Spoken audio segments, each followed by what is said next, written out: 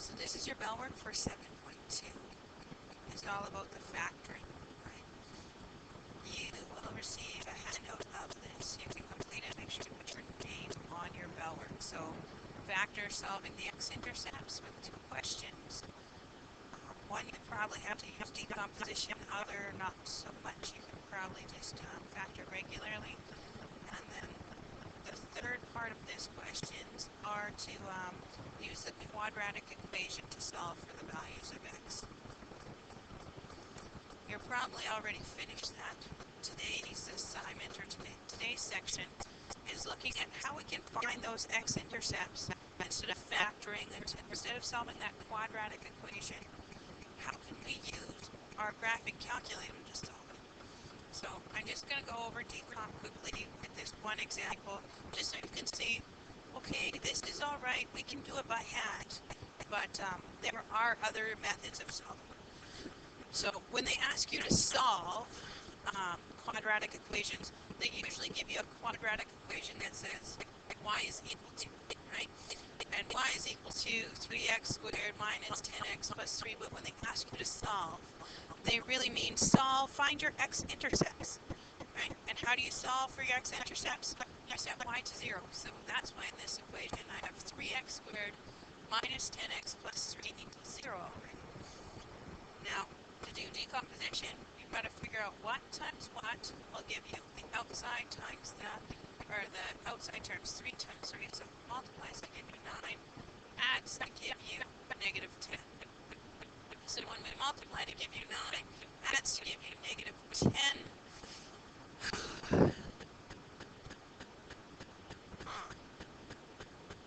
Multiplies to give you 9, adds to give you negative 10. I'm going to guess a negative 1 and a positive 10. Now, negative 1, negative 9. Negative 1, negative 9 multiplies to give you a positive 9, adds to give you a negative 10. What do I do with these terms? Well, remember we split that middle term, so I'll write 3x squared, but instead of writing negative 10x, I'm going to write negative 1x, negative 9x, and then I'm going to write that last term plus 3. We can set it equal to 0, carry that through.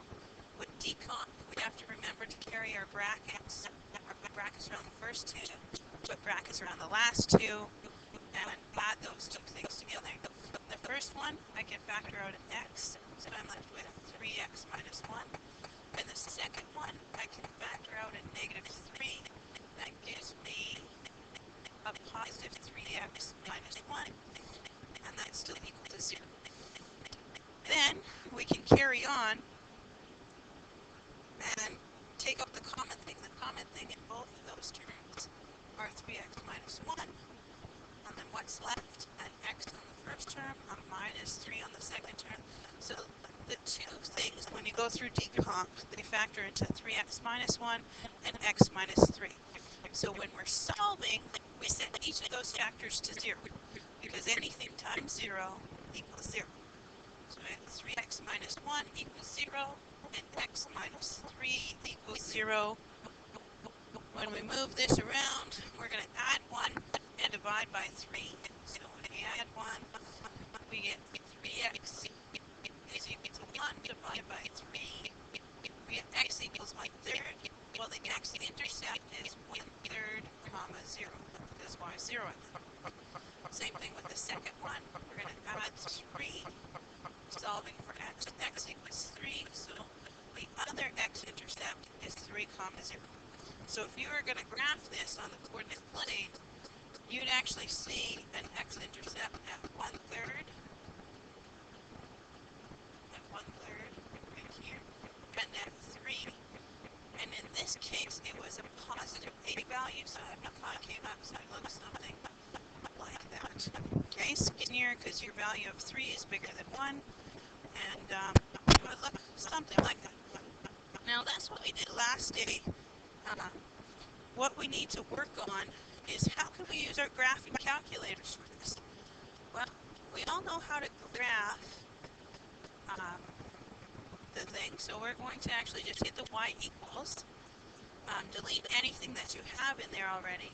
And we're going to put in this equation. This equation was 3, and then x is up here, x t theta squared minus 10x plus 3. Okay, so you should double check and make sure you typed in the equation right. 3x squared minus 10x plus 3. That's what I'm graphing here. So if I hit graph, I'm able to see my problem. My windows, I have changed from previous time, so I'm going to go back, switch my windows.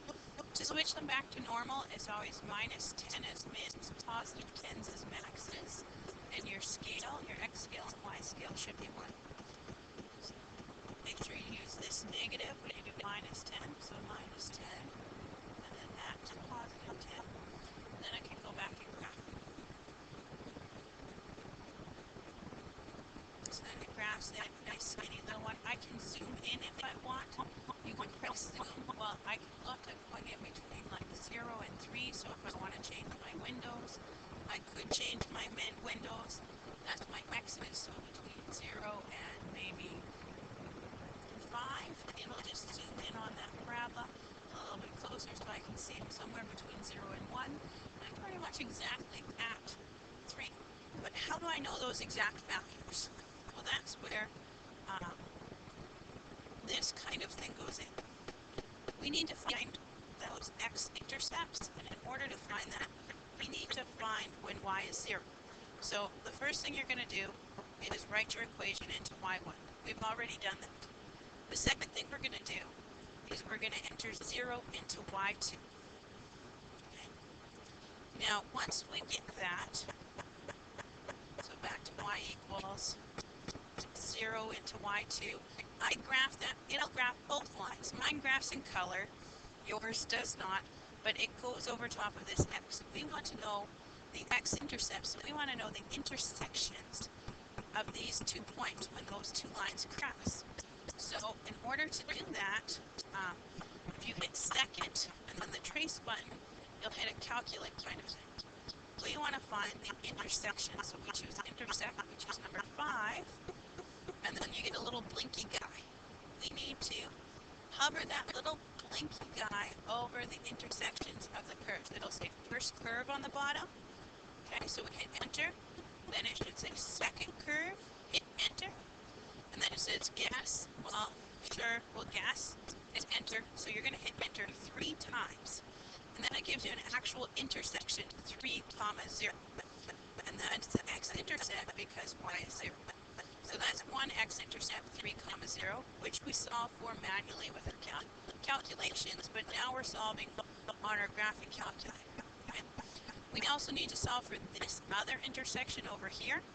How do we do that? Same way, second trace, brings up the calculate thing. We need to find the intersection, number 5, and we scroll on over. So we scroll over to the other intersection. If you hold down, it goes faster than clicking. Get really close to it, hit enter, enter, enter. Gives us an intersection of 0.3 repeating. If you don't know what 0.3 repeating is in fractions, because lots of times they ask you for an exact value, we're going to go second quit. Bring back to this screen. We want to know what the x value was in fractions. So I'm going to hit the x button, and then there's this math fraction, so it'll take the x out of the graph, which was 0.3 repeating, which we know is 1/3, and change it into fractions for those of you that have trouble with fractions. Now, this graphing method is a great way for you to check the calculator method. If I ask her the calculation method, if I ask you to solve for the x and y, or solve for the x-intercepts via the quadratic equation or via the factoring, but it's also a quick way to solve for your x-intercept if I don't tell you how to do another way, okay? Now, that's great for when you're given just a general equation, x squared x and a number equals 0. But it also works if you're given a equations where it's not in x squared x minus 7. So we could move this into x squared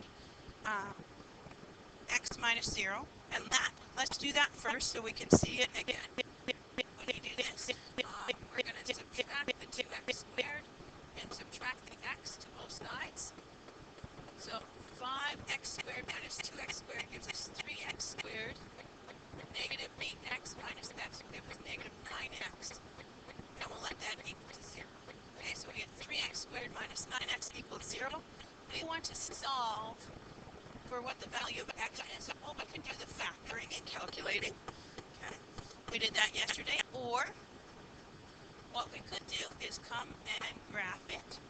So I'm going to delete this and put in that new equation of 3x squared minus 9x. My second line will be y equals 0 because I want to know the x-intercepts. I'm going to hit graph. Now remember, I zoomed in, so I might not be able to see all of them, so I might want to zoom out, change my window settings, right? So hit window, I'm going to go x-min negative 10. My max, I saw that other side, so I can leave it at 5, but I can put it back to positive 10 if I wanted to. Hit graph again, so it should come in here, graphing. Right here, so it looks like the x-intercepts are right here, and here we can zoom in if we want, but we can also just take that intersection by hitting second, trace, go to intersect, and find that blinky little guy. It tells you where it is here. It's at negative 2.5 and at 41. Well, my scale only goes to 10, so I can't see the blinky thing, but this little thing at the bottom here tells me where it's at. Should be coming into the screen now. I want to find this intersection here, so I hit enter, enter, enter. Intersection 0, 0. And I want to find the second intersection. So I'll hit second, trace, intersect, move the little blinky guy all the way over here. And first curve, second curve, guess. I get an intersection of 3, 0. So my answer, I can come over here and say my x is equal to 3 or 0. Or you can write it as 3, 0 as your x-intercept and 0, 0 as your x-intercept. Either way works. I really like it when you draw your x-intercepts out and points them. Now, some of you have trouble or make silly little mistakes when you're moving the equation around. So I'm going to show you another method where you don't have to move the equations around. So coming up into the graphing calculator, instead of typing your equation and y2 being 0, I'm going to type one equation on one side. So I'm going to clear this. And I'm going to type 5x squared minus 8x in for the one equation, and then for y2, that's the second part of this equation. That's 2x squared plus x. So I'm going to type in 2x squared plus x. And when doing that, I'm going to graph, well, these are both parabolas. Sometimes you might just graph a line. Maybe one will say 5x plus 2 or something, and that would just be a straight linear line. But you're graphing two different types of things. So when we graph it, let's see what pops up. I see one here, and then I should be able to see another one. They're both positive, and I can see they're intersecting here, right there, but I can't see this intersection over here, so I need to change my windows. That's a y value I can't see, so I need to move my y maximum higher. So maybe I'm going to move it to 25. I don't know. We'll try that. Move it to 25 and see what happens. We should end up with that same blue curve and the same red curve. These are the two parabola lines that we were graphing. We can see an intersection here and an intersection here. let's find those intersects. So second, trace, intersect. My blinking thing is way up at 51. I only went to 25, so I gotta bring it down. And then guess around first curve, second curve, guess. Notice I get 0 and 0. Okay, so that means that my x value is 0. Or, now I'm going to go second, trace, intersect again. Now I'm going to go over where the blue and red hit one more time. Okay, they hit one more time right around in here. So I'm going to hit enter, enter, enter as my guess. And I get 3 and 21. Now, what are we looking for? We're looking for the x values. We're solving for x. So the y means absolutely nothing, but the x means this is where that will have an x-intercept if we move this into a parabola, x squared x, and the number equals 0. So you take that x value of the intersects of this and get your very same answer, 3 or 0, right? And those will become your x-intercepts. Now, your assignment is small. The first couple questions are just graphing using your graphing calculator, solving for the intersects. Your second 2 questions are word problems. And we haven't done a lot of word problems, but I want you to give it a try. Okay, good luck. Have a good week.